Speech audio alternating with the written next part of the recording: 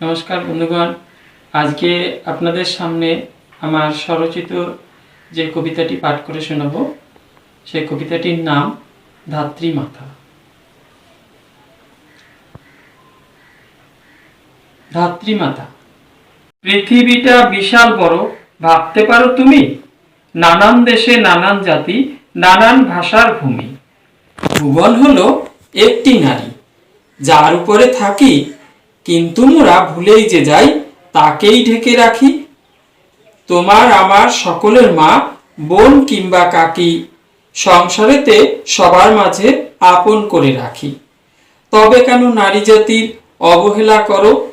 জন্মেছি যে মায়ের কোলে, হয়েছি যে বড়। দেশের লাগি যুদ্ধ করিয়া প্রাণ দিল দুর্গাবতী, তাহার লাগি গর্বিত মোরা, জানাই যে প্রণতি। অন্নপূর্ণা, দুর্গা কালী, লক্ষ্মী ও ভবানী, সকলার পায়ে প্রণতি জানাই, আরাধ্য বলিয়া জানি।